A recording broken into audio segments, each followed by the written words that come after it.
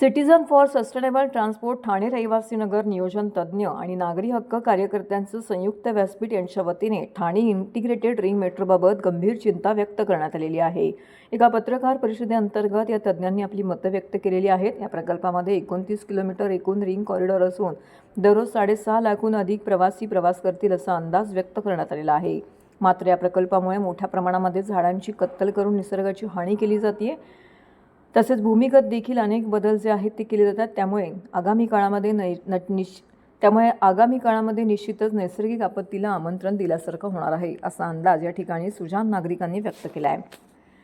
विविध सोसायट्यांमधील पदाधिकाऱ्यांनी एकत्र येऊन मुख्यमंत्र्यांना हे प्रकल्प थांबवण्याची विनंती केलेली आहे। आज झालेल्या पत्रकार परिषदेअंतर्गत उपस्थित तज्ज्ञ सुजाण नागरिकांनी या प्रकल्पातील ज्या त्रुटी आहेत त्या समोर मांडल्या। त्यामध्ये अंदाजित मागणीनुसार चुकीचा वाहतूक पर्याय, रिंग मेट्रोसाठी पुरावे नाहीत, मेट्रो लाईन शासन मूल्यमापन होण्यापूर्वीच घाई केली जाते आणि रेल्वे स्थानकाजवळ बांधकामकालीन गंभीर समस्या आहेत, त्या अद्याप सोडवण्यात प्रशासनाला यश आलेलं नाहीये। असं असताना जाणून बुजून रिंग मेट्रोचा घाट हे प्रशासन घालत आहे।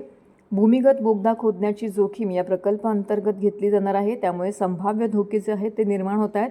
खाडी खारफुटीच्या परिसंस्थेला देखील या प्रकल्पामुळे धोका निर्माण होणार आहे। या सर्व गंभीर गोष्टी लक्षात घेता citizen for sustainable transport Thane यांच्या वतीने या प्रकल्पाला स्थगित करण्याची मागणी करण्यात आलेली आहे। तसेच मेट्रो लाईनच्या कार्यान्वित होण्याची प्रतीक्षा करा, ठाण्यासाठी नव्याने वाहतूक अभ्यास करा, नागरिकांच्या सहभागाने स्वतंत्र वृक्षांचे सर्वेक्षण करा, अशा मागण्या ज्या आहेत ते या नागरिकांनी आता citizen for sustainable transport Thane यांच्या वतीने करण्यात आलेले आहेत। आमचं असं फक्त हा मागणी आहे। मी हेमा रमणी आहे आणि मी एक ॲडव्होकेट आहे and I am a resident of Thane. फक्त आमची अशी मागणी आहे की जोपर्यंत मेट्रो 4 ची लाईन कम्प्लिटली कमिशन होत नाहीये तोपर्यंत हा TIRM बंद करायलाच पाहिजे, कारण याचा बेसलाईन स्टडी झालेलंच नाहीये।